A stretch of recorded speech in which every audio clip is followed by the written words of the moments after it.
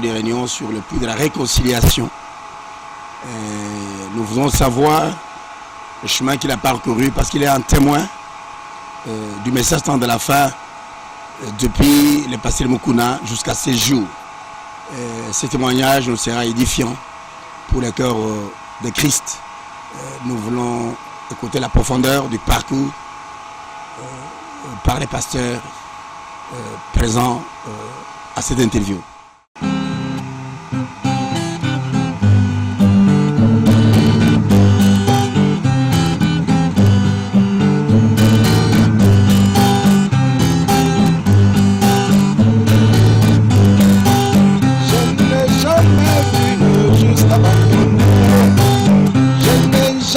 Vu est juste délaissé.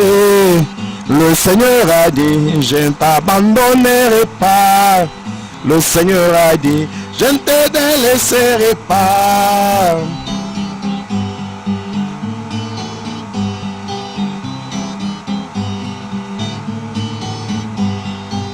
Je n'ai jamais vu un juste abandonné. Je n'ai jamais vu un juste délaissé. Le Seigneur a dit, je ne t'abandonnerai pas. Le Seigneur a dit, je ne te délaisserai pas. Alléluia, oh, alléluia. Il prend soin de moi, oui, alléluia. Il veille sur moi, oui, le bon berger. Il me garde partout.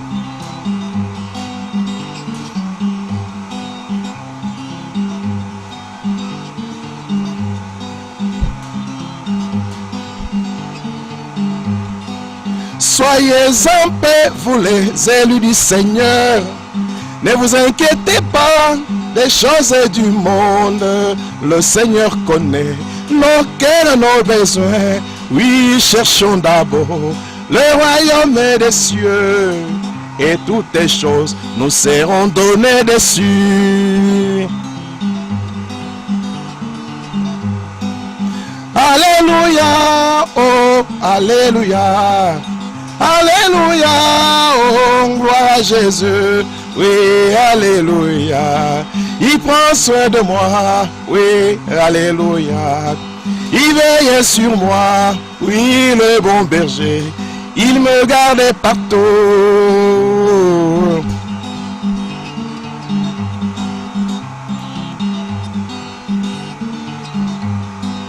Seigneur Jésus n'est pas une histoire. Il est vivant et agissant avec puissance. Il est vivant. Jésus mon sauveur, oui, je l'ai touché.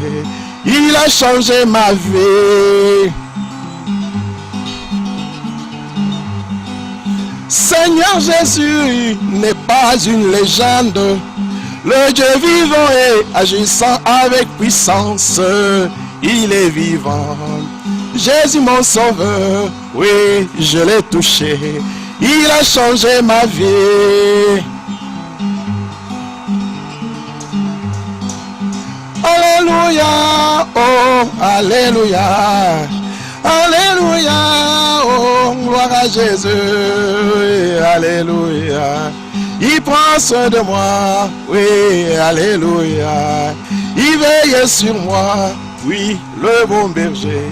Il me garde partout.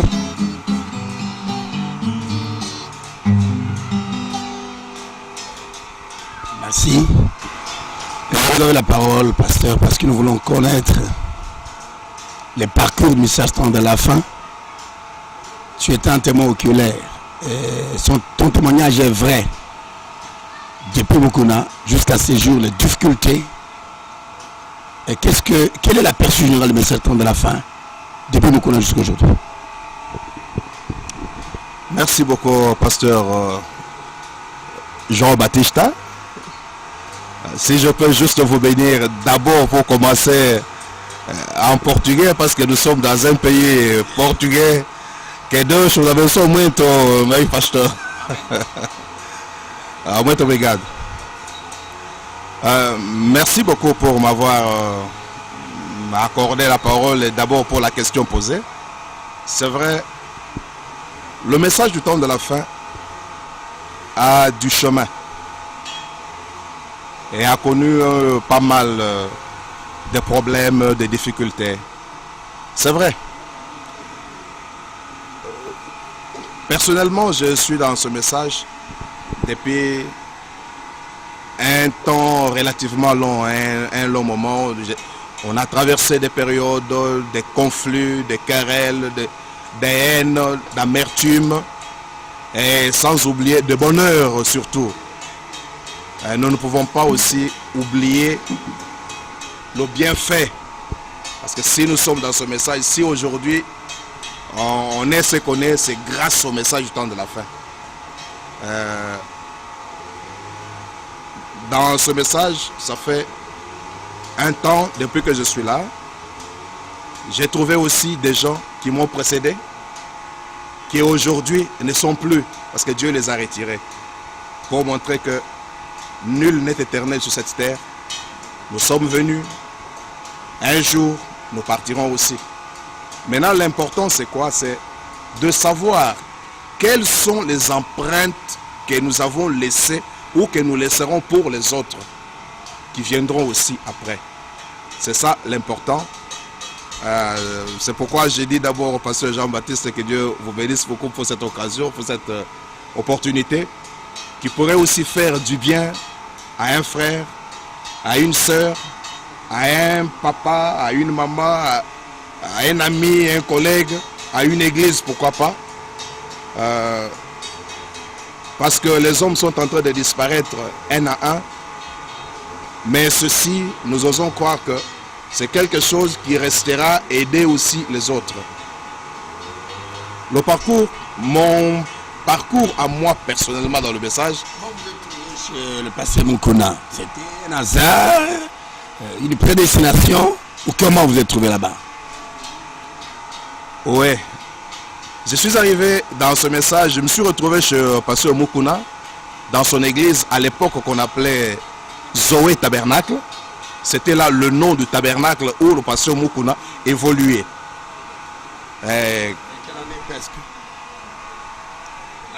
Personnellement, l'année où je suis arrivé, c'était l'année 79. Mais à ce moment-là, s'il faut parler d'une manière claire et honnête, j'étais juste un adolescent, un catcheur. Et je pouvais venir comme tout autre, pouvait venir, écouter, partir. Mais personnellement, s'il faut parler de l'année où j'ai commencé comme message, en tout cas, c'est après 81. C'est à ce moment-là où réellement les racines ont commencé et j'ai commencé à comprendre le message. Le révérend pasteur Mukuna, qui est déjà parti vers l'éternité, d'où a-t-il pris le message? Où est-ce qu'il a reçu le message? Et vers quelle année que le message est entré au Congo? Presque. Bon, pour répondre à cette question, j'aimerais, comme je l'ai dit tout à l'heure, j'aimerais encore être honnête, sincère et véridique sur ce point. Je peux me référer à ce que lui-même, le pasteur Mukuna, nous a dit et il ne cessait de le répéter devant quiconque. C'était quoi?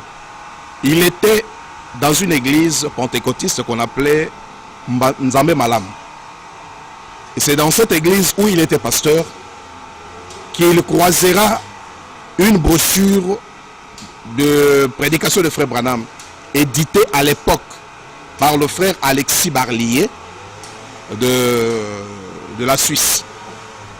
Alors quand il a lu, il a vu que le message était vrai, donc la prédication qu'il a lue était vraie, c'était différent de ce que lui avait et prêché à l'église pentecôtiste. entre autres, tout le monde baptisé au nom du Fils, du Père, du Fils et du Saint-Esprit. Et quand il a lu dans cette brochure, il a vu que Frère Branham parle du vrai baptême que les apôtres ont baptisé. C'était le baptême au nom du Seigneur Jésus-Christ. C'était vers quelle année à peu près? 74, 73, 75? À cette époque-là, c'était l'année 73, 73. Alors quand il a reçu la brochure, il a écrit à Frère Alexis Barlier. Et quand il a écrit, ensemble avec Franck, il les invitait s'ils pouvaient venir en RDC. À cette époque-là, c'était le Zaïre. Mais il s'est fait que... Mais je tiens à préciser que ici, je suis en Angola. Ce n'est pas la RDC. Mais si je parle de la RDC, c'est parce que c'est de là où j'ai cru et je suis venu. Alors, à partir de l'Europe, le frère Alexis Barlier et frère Franck ont trouvé que en RDC à Kinshasa, il était précisément seul. Il ne pouvait pas payer 2 billets pour venir juste pour une seule personne. Ils avaient préféré l'envoyer lui le billet afin qu'il les rejoigne en Europe. Chose faite, quand il les a rejoints, ils l'ont baptisé au nom du Seigneur Jésus-Christ. C'est à son retour qu'il a commencé à prêcher le message de William Branham. En 1900. Quel baptême qu'il donnait quand il venait de Suisse? Quel baptême qu'il faisait? Quand il est venu de Suisse, il prêchait et il baptisait au nom du Seigneur Jésus-Christ.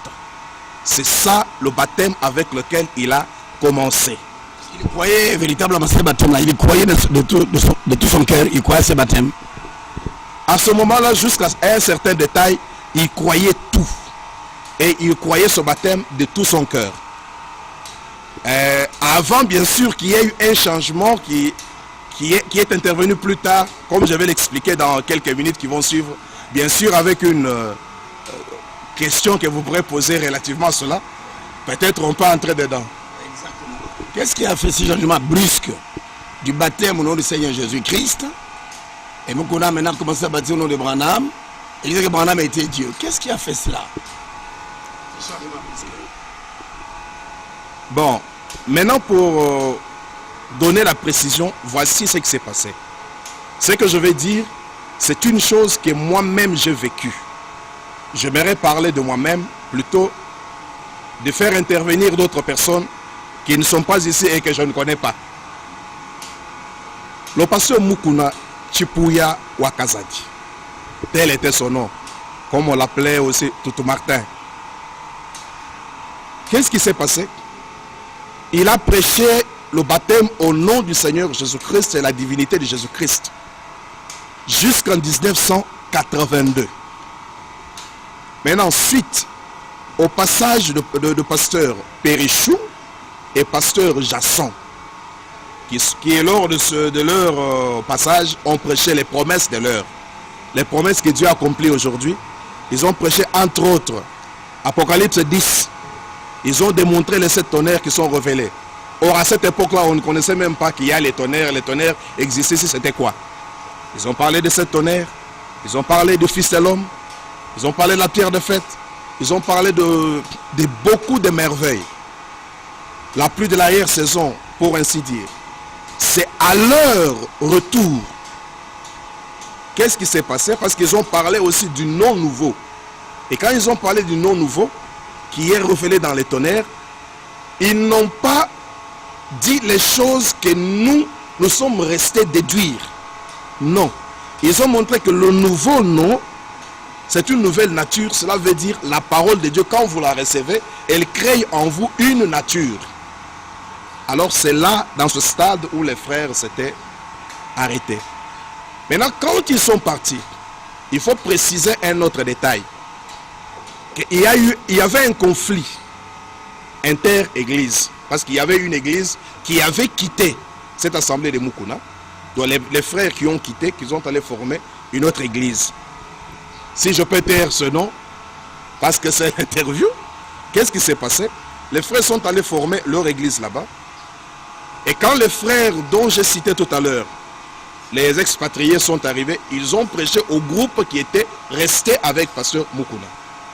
Et à ce moment, Mukuna n'adorait ni Branham, ni lui-même ne s'était glorifié non plus. Alors, on est resté sous cette lancée. C'est au retour des frères où Mukuna est entré dans l'office de l'homme. Il a commencé à prêcher sur l'office de l'homme. Les frères nous avaient parlé aussi de la parousie. Et beaucoup de citations relatives à la parousie. Je ne voudrais pas peut-être revenir entrer dedans parce que le chemin est long. J'aimerais... Est-ce que le pasteur Mukuna a parlé de la parousie? Il disait que c'était la manifestation, c'était la venue directe de Christ ou bien c'est une apparition? Quelle différence lui le docteur Mukuna a donné? Parce qu'il était versé dans les Écritures. Docteur Mukuna, quand il a parlé d'abord de la parousie, il a montré les deux faces. Il y avait d'abord l'avènement, ensuite la venue.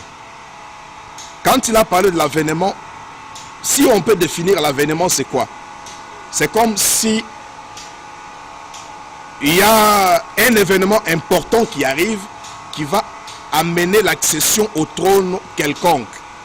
Maintenant, tout le succès, tout le cheminement d'événements qui arrivent là, pour aboutir à cet accès au trône, c'est ce qu'on appelle l'avènement. Maintenant, il y a eu bien sûr d'autres événements, entre autres la manifestation de Fils de l'homme, de ceci, cela, qui doit être couronné par la venue. Alors c'est ainsi qu'après avoir montré tous ces événements, il a montré que le Seigneur était venu. Alors comme le Seigneur était venu, il sait qu'il s'était incarné dans une chair humaine. C'est à partir de là maintenant que la déduction a commencé. Bien sûr, on ne peut pas aussi nier certaines choses, et que Dieu, du temps d'Abraham, il était venu dans une chair humaine. Tout était parti de là. Aujourd'hui, Dieu a encore utilisé une chair humaine. Maintenant, c'est à partir de là, maintenant, la chair qu'il a utilisée aujourd'hui, dans cette génération, c'est le prophète William Branham. Jusqu'à ce moment-là, l'adoration de frère Branham n'avait pas encore commencé. Là, je suis bien à l'année 1982. Jusqu'en 83. C'est à la fin de l'année 83 maintenant qu'il a déifié frère Branham, et maintenant il fallait commencer à adorer frère Branham parce que c'est lui le Jésus d'aujourd'hui. Alors, il entrera maintenant dans le 7e sceau. Il a pris l'écriture où frère Branham parle de 7 grondements de tonnerre comme épelant un nom. Et c'est là qu'il a dit que le nom qui doit être épelé ou qui est épelé, c'est un nom à cette lettre qui est caché dans une chaîne de montagnes. Maintenant, c'est à vous de découvrir quel est son nom. Je pense que je suis honnête, et c'est ce qu'il a dit du haut de la chair qui a amené les gens à déduire maintenant quel est ce nom. Alors ce nom-là doit être William Marion Branham. Alors c'est ainsi que tout est parti de là. On a commencé à adorer frère Branham, comme pour dire 3 fois 7. Il y a aussi une photo, je ne sais pas si elle est ici. Non, la photo de la colonne de feu. Oui, je la vois juste derrière moi là-bas. Alors, c'est cette photo qu'on a dû imprimer dans des habits, des chemises, passer par là, pour dire, bon, William Branham, c'est Jésus-Christ d'aujourd'hui. Et tout devait se faire au nom de William Branham. Alors c'est là où les choses ont commencé. J'insiste bien, par une déduction. Parce que par après, quand on demande la citation, montre la citation où frère Branham dit que ce nom-là signifie William Marion Branham. Non.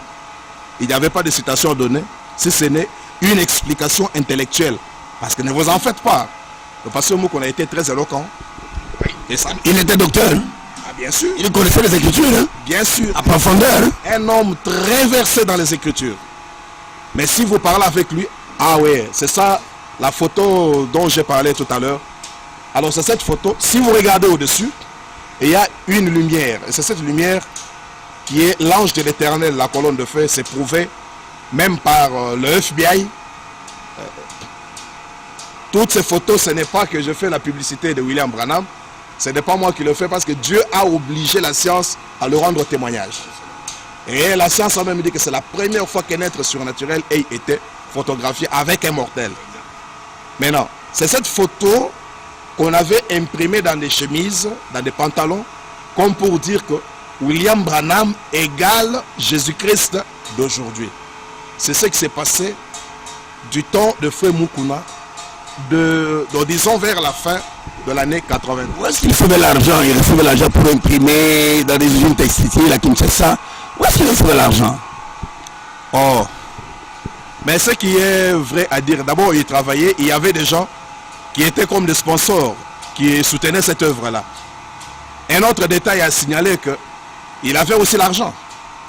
Vous pouvez vous imaginer, depuis toutes les années que le message était en train, il percevait la dîme de toute la République. Mais cet argent, il gérait seul. Alors ça ne pouvait pas étonner quiconque de le voir imprimer la photo sur les habits et autres. Non. Et au contraire, c'était devenu comme une identification. Alors c'est ça un peu ce que je peux dire là-dessus.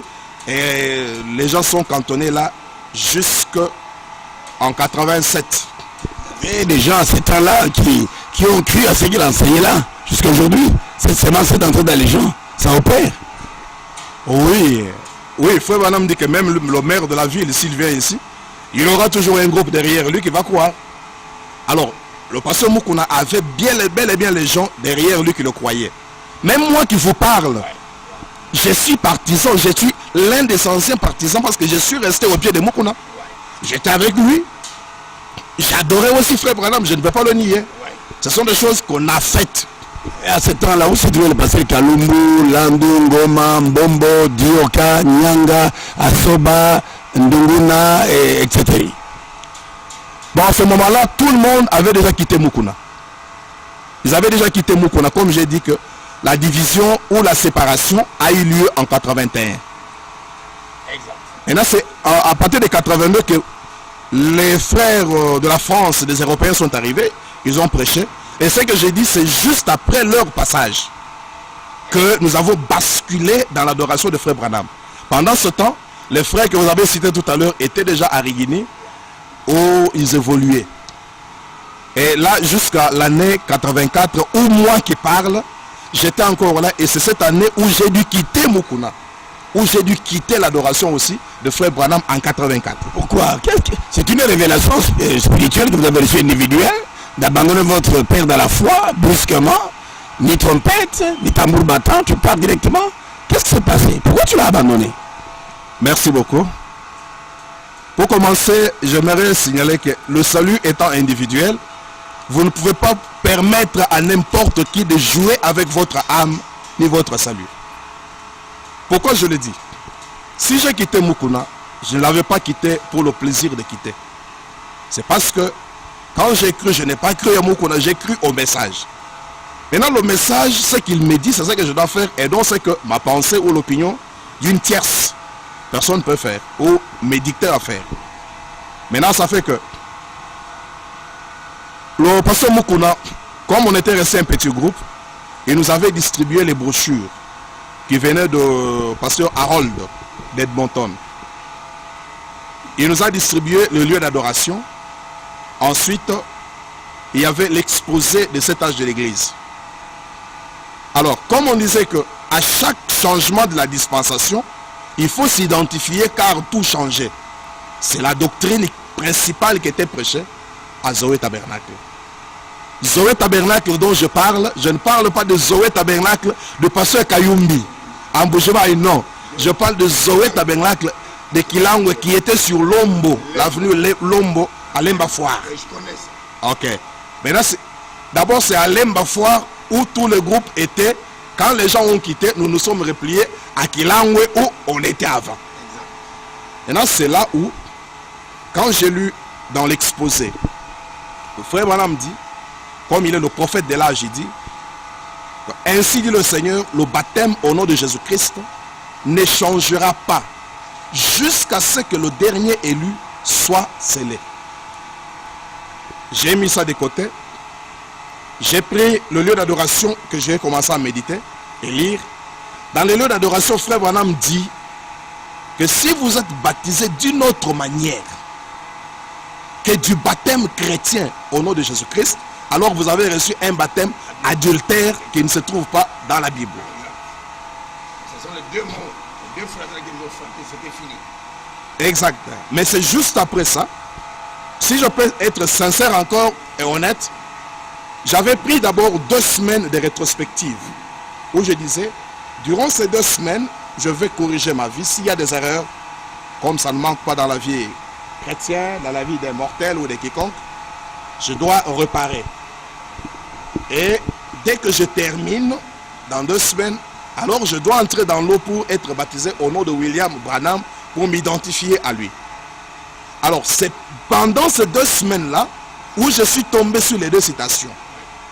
Comme on ne croyait pas la citation du serpent écrasé, où il y avait un frère, si je peux citer son nom, c'est le frère Sotman, qui confessait ses péchés au nom de William Branham, qui faisait tout au nom de William Branham.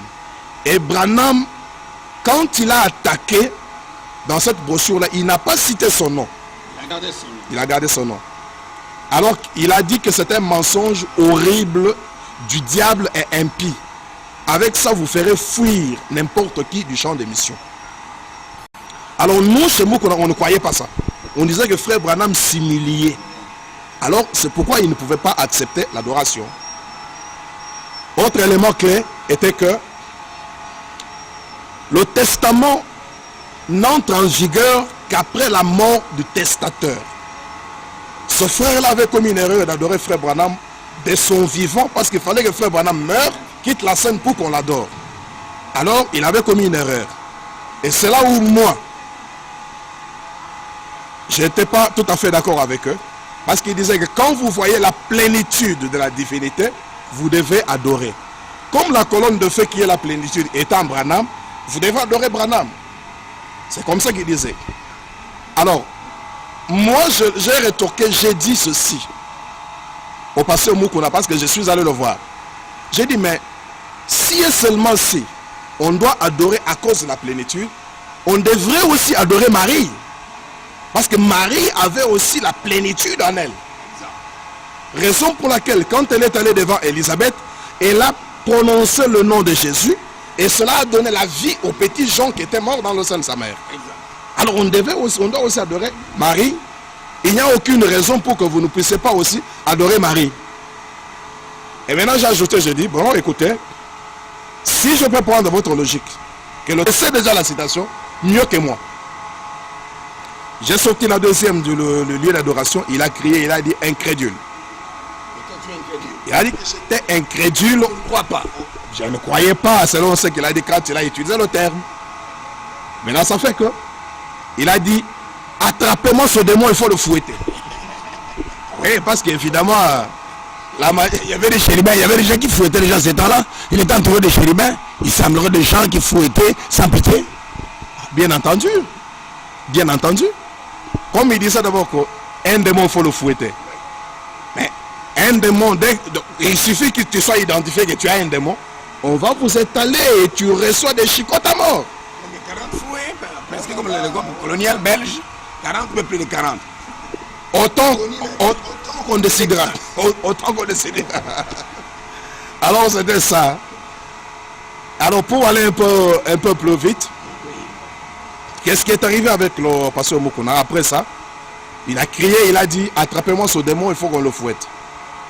Et c'est là où j'ai dû sortir de sa maison, je suis parti. Bien sûr, de justesse. Double. Et là j'ai dû partir et sans regarder en arrière. Je suis parti et c'est en sortant de là où j'ai abandonné cette histoire d'adoration de frère Branham que j'ai réalisé alors en fin de compte que c'était une puissance d'égarement. Alors c'est quelque chose que j'ai quitté depuis 1984. Qu'est-ce que la Bible dit pour la puissance d'égarement? Si un homme rejette puissance, il y a des grâces ou comment? Qu'est-ce que la Bible définit la puissance d'égarement? Qu'est-ce que la puissance d'égarement? Et comment ça faut-il? Pour la puissance d'égarement, pasteur Jean-Baptiste, il faut une grâce spéciale. Il faut la grâce de Dieu pour sortir. Pourquoi? Parce que quand quelqu'un est saisi de cette puissance d'égarement, il ne peut pas s'en apercevoir ou se rendre compte qu'il est séduit. Il ne saura pas. Et c'est là où frère Branham dit que le plus grand danger c'est quoi? C'est de trouver un homme dans son bon sens mais qui est séduit. Et lui ne sait pas qu'il est séduit. C'est ça le mal. Pourquoi? Parce que le diable te fait croire que tu es dans le vrai. Et c'est ça en un mot, ce que je peux dire. Mais pour y sortir, il faut que ce soit la grâce. À ce temps-là, il n'y avait pas d'Éphésiens. Il n'y avait pas de gens qui possédaient le calibre du docteur Mukuna pour les défier dans les Écritures. Il n'y en avait plus. Personne alors. Oh là là. À cette époque-là, il faut dire la vérité, que tout le monde fuyait Mukuna. La preuve en est que nous tous qui étions tout autour de Mukuna. Mais les gens nous fuyaient. On portait ces chemises, ces habits, ayant les figures de Frère Branham que voici. On disait, bon, 3 x 7, William Branham et Jésus d'aujourd'hui. Et alors, il n'y avait personne qui pouvait rivaliser contre Mukuna. Alors personne. J'ai dit bien, il n'y avait personne à cette époque qui pouvait rivaliser contre Mukuna. Dans la vie de Kinshasa, alors personne. J'ai dit bien personne, je répète, il n'y avait personne. Il était versé dans les Écritures. Ah. J'ai souligné tout à l'heure que Pasteur Mukuna était un homme très éloquent. Un homme qui était versé dans les Écritures à cette époque-là. Et il n'avait pas de concurrent. Même jusqu'à sa mort, il disait qu'il n'avait pas de concurrent. Ah bon? À sa mort, lui le disait, il est resté le dire. Mais il y a eu tellement beaucoup de concurrents après ça. Il y a eu beaucoup de concurrents. Par exemple, qui était de son travail et à Kinshasa, des concurrents comme Mukuna. On disait que ce n'est pas possible. Dans les Écritures, j'ai constaté les gens, ils m'ont dit impossible, il n'y a pas de concurrents de calibre de Mukuna. De petits concurrents, oui, mais à ce niveau, non. Bon, s'il faut être honnête encore là-dessus, je crois que le concurrent numéro 1 de Mukuna s'appelait Ngoma Mampouya. Exact, là tu dis la vérité. Parce que le vieux Ngoma, laissez-moi vous dire aussi que j'ai eu beaucoup de considération envers cet homme. Quand bien même je venais, j'écoutais la parole, je m'en allais, d'autres me traitaient de démons, tout ça, mais lui disait, laissez ce garçon, il n'a pas encore rencontré Jésus-Christ. Et le jour où il le rencontrera, ces choses de catch et autres, ça n'iront de soi. Mais le jour où c'était parti, moi-même je n'ai jamais su quand est-ce que c'est parti, mais je me suis retrouvé, les choses sont parties. Tu dis qu'après Mukuna, c'était Ngoma qui était la deuxième position comme concurrent. Bien sûr, parce que quand je parle de concurrents, je parle d'abord dans les Écritures, les enseignements. Parce que Ngoma enseignait. Parce que Ngoma enseignait. Et même Akilangwe, c'est lui qui était une deuxième personnalité après Mukuna. Parce que lui est de la génération là, de 74. 414, moi je n'étais pas. Et quand moi je suis arrivé un peu tard, donc longtemps après, j'avais seulement eu l'historique et j'ai appris qu'il avait été chassé par le vieux Mukuna parce qu'il avait parlé sur le mouchoir de tête. Parce que c'était des rigueurs qu'une sœur, une femme doit avoir toujours un mouchoir de tête. C'était une doctrine. Mais quand lui s'était attaqué, il a dit non, le voile dont on parle, c'est la chevelure. Et c'est là où Mukuna l'avait chassé, à cette époque-là. Parce que la lumière n'était pas encore suffisante. C'était tout ce que je peux dire à cette époque-là. Mais c'est après le passage, si je peux encore insister, le passage des frères Périchou et frères Jasson, qui ont enseigné, qui ont donné le ton dans les promesses, à ce moment-là, Mukuna n'avait pas de concurrent. Parce que tout le monde qui était parti ne croyait pas toutes ces promesses-là. Parce qu'il y avait encore le franquisme, les gens aimaient le franquisme, c'est ce qui était prêché. Et même vous, pasteur Jean-Baptiste, vous avez vécu ces choses. Où on pouvait lire seulement des lettres circulaires. Alors c'est ça la chose qui était beaucoup... Quelle est la considération que tu as envers nos frères Far et frère Barnier? Oui, bon, ce sont des hommes de Dieu. Frère Branham dit que même le pape, vous lui devez du respect, c'est un serviteur de Dieu. Alors, ces deux-là, s'il faut parler en termes clairs, avec beaucoup de sincérité, ce sont des hommes de Dieu qui ont beaucoup œuvré et contribué pour que nous puissions aussi avoir le message. Et je me rappelle, la première brochure que j'ai lue venait de la Suisse.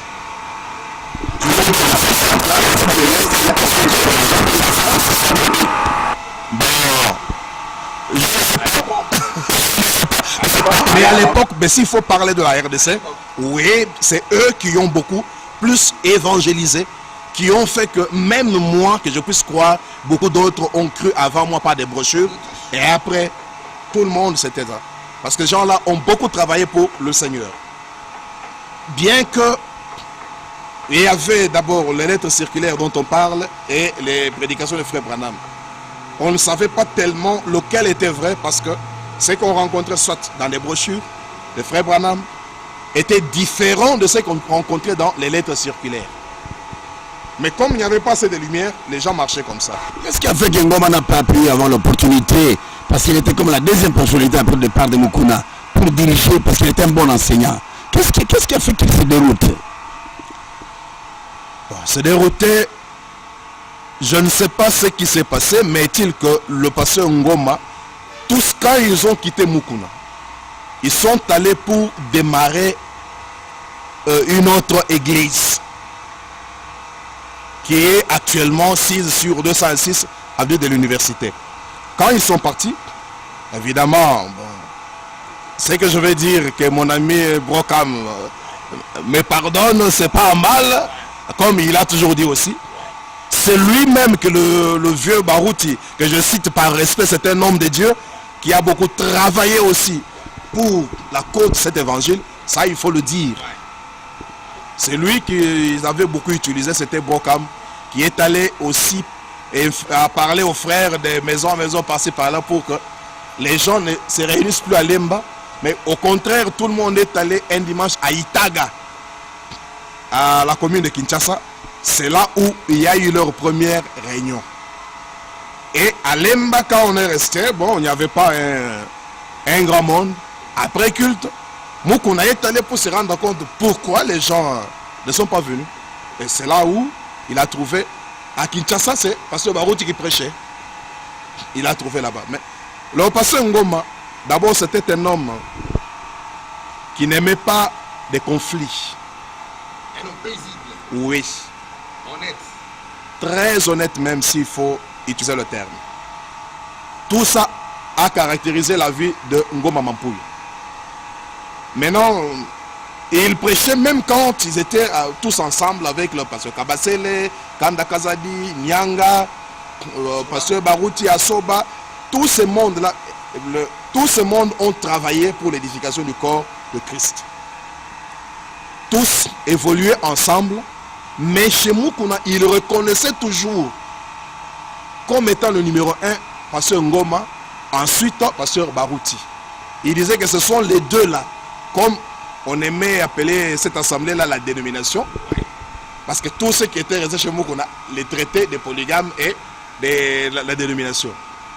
Et des fois, sans respect, d'abord c'est la sémence de la haine qui était introduite dans les... À ce moment, où se trouvait le pasteur Kabasele, Kassambakana? Oh, ben à cette époque, est-ce que Kassambakana était là? Il n'était pas là. Kass est venu, si je me trompe pas, vers les années 83. Qui a introduit ce mouvement de la polygamie? C'est Kass ou bien ça prenait Mukuna? Non. Le problème de la polygamie, vous pouvez même aller fouiller dans les manuscrits de la Convention de 1980 où on avait traité le point de la polygamie.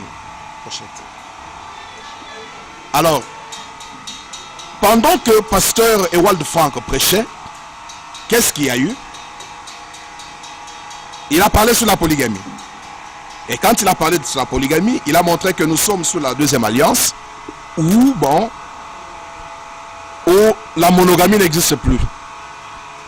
Vous regarderez, avant la chute, il y avait un Adam et une Ève. Maintenant, après la chute, vous pouvez regarder dans la basse-cour, vous trouverez un seul coq entouré de plusieurs poules. Vous trouverez un David avec 500 femmes. Vous trouvez un Salomon avec 1000. Abraham avec beaucoup, ainsi de suite.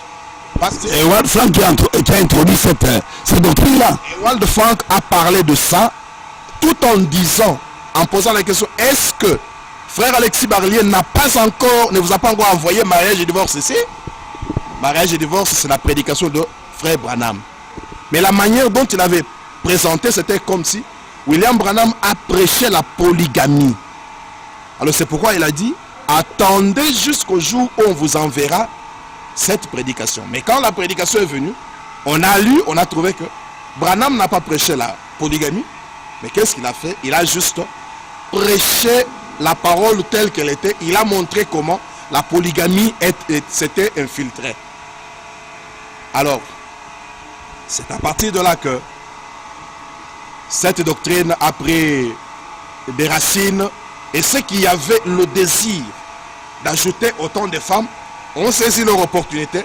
En l'occurrence, Casse-Pierre dont vous parlez, il est allé, et vous voyez ce qui est arrivé. Alors c'est ça un peu en un mot.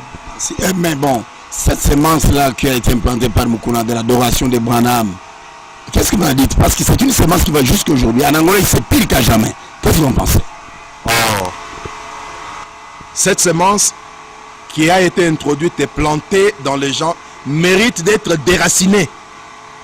Pour la simple raison que c'est une... Par quelle voie faut-il déraciner cette semence? Bien sûr, par la parole. Parce qu'on ne peut pas user la brutalité. Parce qu'avec la brutalité, on ne peut pas faire quelque chose de bien. C'est tout simplement par amour qu'on peut arriver à arracher cette histoire d'une personne, dans une personne, juste pour l'aider. Et c'est une conséquence d'amour qui fera que vous puissiez supporter cet homme, l'approcher, le montrer des Écritures en priant pour lui, de sorte que cette histoire-là puisse le quitter. Et pour que ça quitte, il faut une grâce de la part du Seigneur Jésus-Christ. La dernière question, les chrétiens me posent des questions parce que tu es un ancien. Et ils constatent qu'il y a deux branches, des lignes parallèles qui ne parviennent pas à se rencontrer à cause de l'interprétation secondaire des Écritures. La venue du Seigneur, les gens disent Christ est déjà venu dans sa seconde venue. Les autres disent non, il n'est pas encore dans la salle, c'est une apparition. Qu'est-ce que vous en pensez? Tous ces maillandres là, est-ce qu'il y aura un jour une unité de la foi ou qu'est-ce que tu penses? L'unité de la foi, pasteur Jean-Baptiste, c'est comme je l'ai dit pendant que je parlais sur le point de réconciliation. Nous avons eu beaucoup de difficultés, de lacunes, des guerres, des haines, des amertumes. Si quelqu'un croit que le Seigneur n'est pas encore venu, pour toi, il devient un ennemi. Il devient l'ennemi de celui qui croit que Jésus est déjà venu. Maintenant, si vous allez dans le camp de celui qui croit que le Seigneur est déjà venu, pour lui, celui qui ne croit pas que le Seigneur est déjà venu est un ennemi à abattre. Mais où est-ce que vous avez trouvé toutes ces choses? Ça ne va pas. Or, le message devait produire Jésus-Christ dans l'individu. Mon problème, c'est lequel? Si Dieu peut aider de manière que ses enfants puissent revenir à lui, laissant de côté toutes ces doctrines, parce qu'aucune doctrine n'amènera quelqu'un au ciel. Mais si ne fût-ce qu'on peut arriver à s'aimer, on peut arriver à se supporter, prier les uns pour les autres, je crois que le reste, ce sera l'affaire de Dieu. On est les Éphésiens alors? Bien entendu, je crois aux Éphésiens 4, mais ce sont les Éphésiens 4 aussi qui amènent du trouble. Comment? Prenons un type dans la Bible. Ce sont des Éphésiens 4 qui se sont levés contre Moïse. Corée, Dathan et Abiram, ce sont des prédicateurs. Et Frère Branham dit dans la prédication, l'évangélisation au temps de la fin. À partir du paragraphe 153, il dit, mes chers amis, c'est à cause des conducteurs que nous sommes tous divisés. Il dit que si il n'y avait pas cette affaire de conducteurs, tout le monde serait uni à un seul endroit. Alors il dit que les conducteurs, ce sont des embrouilleurs embrouillés. Donc pour qu'il embrouille quelqu'un, il faut que lui-même soit d'abord embrouillé. Et maintenant c'est pour qu'il introduise cette semence. Voilà comment ça se répercute. Et c'est vraiment triste. Un autre détail que je voulais ajouter pour terminer. Si je peux revenir sur le pasteur Mukuna. C'est vrai, c'est quelqu'un qui nous a déjà quittés. J'entends les gens dire que si les gens avaient quitté Mukuna à l'époque, c'est parce que Mukuna s'était divinisé. Non, moi je dis non, c'est faux. Pourquoi? Parce que j'étais avec Mukuna. Mukuna s'est autoproclamé Dieu le 17 mai 87. 87. C'est qu'avant 87, on ne l'adorait pas. Les gens adoraient Branham. Jusqu'à ce que moi j'ai quitté en 84, les gens adoraient Branham. Est-ce qu'il est arrivé jusqu'à ce niveau de se faire proclamer Dieu? Est-ce que c'est la popularité, l'argent, ou ce sont les chrétiens qui l'ont poussé de devenir Dieu? Bon, un après-midi, un soir, pendant que Mukuna est allé au baptême, j'aimerais vous relater un détail que j'ai vécu. Il est allé au baptême et baptisait les gens au nom de Branham. Arrivé le tour d'un frère, il est entré dans l'eau. Il baptisait le frère au coucher du soleil. On a pris la photo de ce frère-là pendant que Pasteur Mukuna le baptisait. Au sorti de cet homme dans l'eau, la photo était déjà tirée. Ils sont allés nettoyer la pellicule. Quand la photo est sortie, il y a eu une sorte de lumière sur le dos, derrière Pasteur Mukuna, au dos de Pasteur Mukuna. C'est à partir de là qu'on a exhibé que, voyez-vous, c'est la colonne de feu qui est venue confirmer que Mukuna est Dieu. Alors à partir de là, Mukuna a pris la photo, il est entré dans son église. Quand il prêchait, il a démontré ceci. Qu'est-ce qui a fait que Jésus-Christ soit Dieu? C'est pendant qu'on le baptisait par Jean-Baptiste, une lumière est descendue. Et c'est cette chose-là, quand ça s'est posé sur lui, ça fait de Jésus Dieu. On l'a adoré. Alors, on est parti de là pour dire, la même chose s'est répétée avec Branham. Quand cette chose est venue, on a fait de William Branham Dieu, on l'a adoré. Maintenant, quand vous voyez la même chose se répéter aujourd'hui dans un homme que vous voyez, il s'était. Les gens criaient, oui, oui, oui, oui, c'est toi, c'est toi, c'est toi. Ne te cache pas, dévoile-toi. Bon, comme ça a toujours été la coutume des croyants. Alors, c'est à ce moment-là que Mukuna s'est autoproclamé maintenant Dieu. Nous sommes autour de mon adoration. Lui s'est autoproclamé Dieu. Mais les autres prédicateurs, dis-moi. Une minute, j'ai une petite question. Donc, juste à éclairer. Pendant ce temps où Mukuna s'est proclamé Dieu, moi qui vous parle ici, je suis allé le voir parce que Mukuna avait fixé la date de l'enlèvement. Je suis allé le voir en 87. Je lui ai posé la question, j'ai dit, mais Pasteur Mukuna, selon l'histoire, en 77, moi je n'étais pas dans le message. Vous aviez fixé la date de l'enlèvement et les gens sont venus vivre chez vous attendant l'enlèvement. Cela a échoué. Maintenant, vous avez fixé encore la date de l'enlèvement où vous allez amener les gens au ciel. Voici la question. Puisque vous êtes Jésus-Christ, vous êtes Dieu. Mais vous voulez amener encore les gens où? Parce que vous êtes là, vous êtes déjà Jésus-Christ, vous êtes Dieu. Et il m'a dit que toi, depuis l'éternité, tu étais toujours incrédule. Vous comprenez? Tu étais toujours incrédule. Et voilà pourquoi tu continues à poser de telles questions. Alors c'est quelque chose qui était arrivé, que Mukuna faisait et disait. Maintenant pour revenir à votre question. Parce que bon, là, il s'est autoprogrammé clairement. Maintenant, le mot adoration en soi, il faut que chaque objet que vous placez devant vous, sans Christ, c'est une partie d'adoration, c'est une adoration. Chaque chose que vous aimez plus, c'est une adoration pour toi. Tu es idole de cette chose-là. Bon, les chrétiens vont poser la question. Et des prédicateurs aujourd'hui en pompe, avec des drapelets, des tapis rouges, des maputa, toutes ces choses-là. Qu'est-ce que tu en dis? Ces démons-là dont Frère Branham a parlé, la popularité, nous terminons par là, la popularité, l'argent et les femmes. Ces démons-là, qu'est-ce que tu en penses? Oh, pasteur, c'est triste à dire. Nous parlons facilement de la femme. Les trois choses qui font tomber les serviteurs de Dieu. Nous parlons plus de la femme, mais nous oublions aussi la popularité et l'argent. Bien sûr, de plus grands démons. De plus grands démons. Maintenant, si les ministres peuvent garder ne fût-ce que l'équilibre d'éviter la popularité et l'argent, le fait d'étaler des tapis rouges, des pagnes, laissez-moi vous dire sincèrement, je suis contre cette histoire et je ne le crois pas. Ça ne vient pas de l'Éternel. Non, je dirais à ces gens-là d'être délivrés et d'avoir le baptême du Saint-Esprit. Ce n'est pas correct. Et c'est une honte de trouver de telles choses dans le message. C'est là où Frère Branham dit que le diable s'est faufilé derrière vous, il a découvert votre secret. Voilà pourquoi même vos réunions de prière sont devenues très faibles. À cause de ce genre de choses. C'est quoi? C'est le serpent qui s'est faufilé derrière. Et c'est une honte pour les prédicateurs du message. Or, le message sacré, il doit produire Christ dans l'individu. Est-ce que tu crois l'enlèvement? Oh, pasteur. Mais le message, c'est quoi? Mais le message, c'est cette promesse. Voilà tout ce que je peux dire en un mot. Que le Seigneur vous bénisse richement. Termine avec le cantique. Que Dieu bénisse. Shalom. Amen.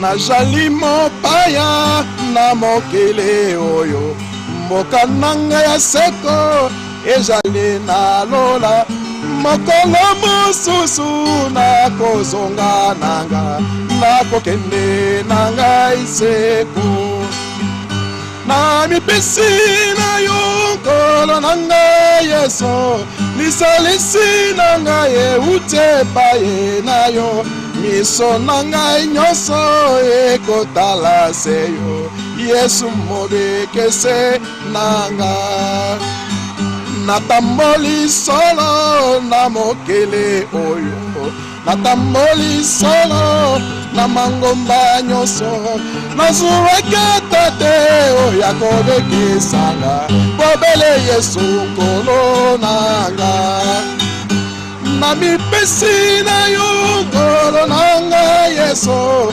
lisalisi na ngai euti paye na yo miso na ngai nyonso ekotala se yo Yesu mobekese nanga.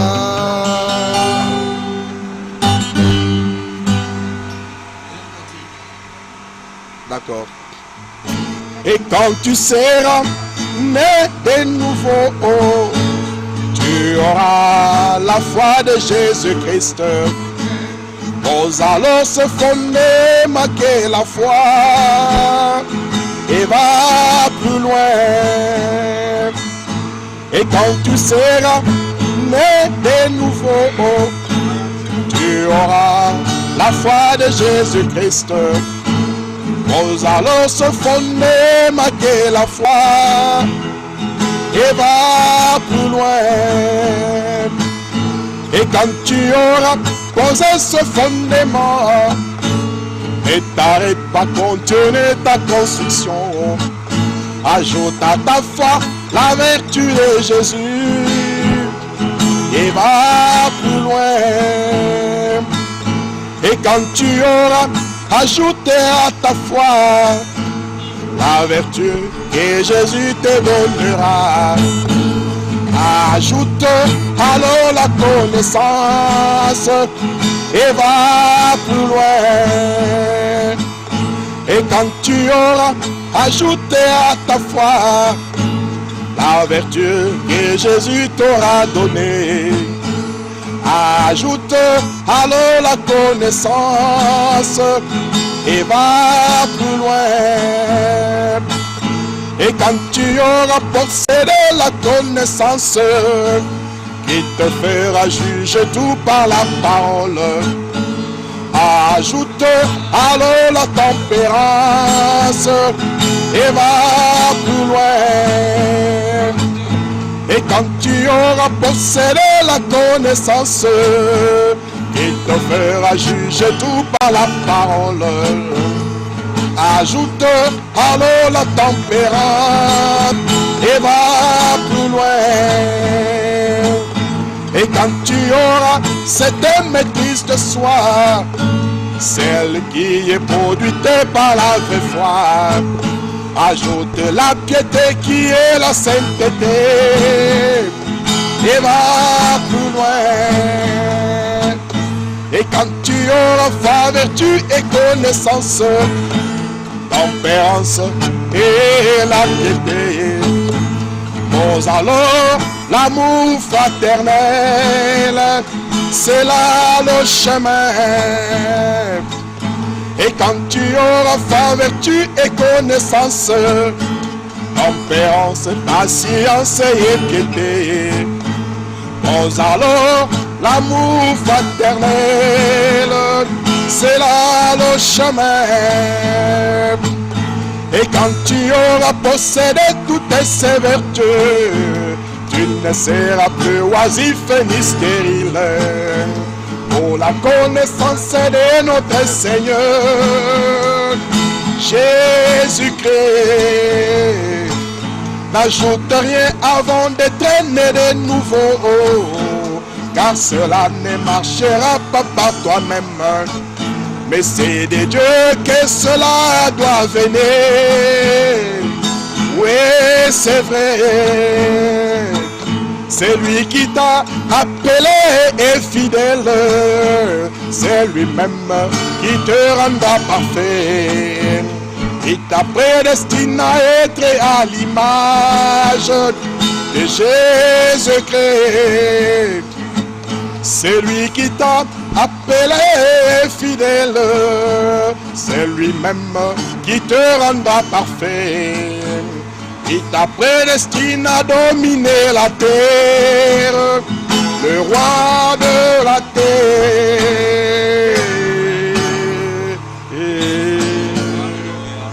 Que Deus os abençoe muito, meu irmão e irmão.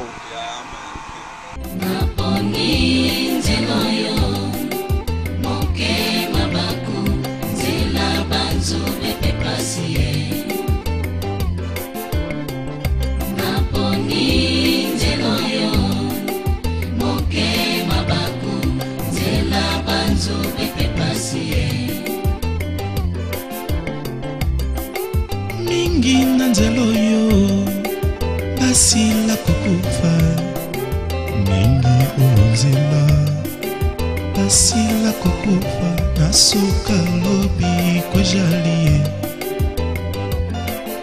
nasuka nde lobi kwejalie. Yohani Mobatisi na nzela ya pasi akati moto bachana sani, akati na nzelo etondi mabako, akati na nzelo etondi banzube.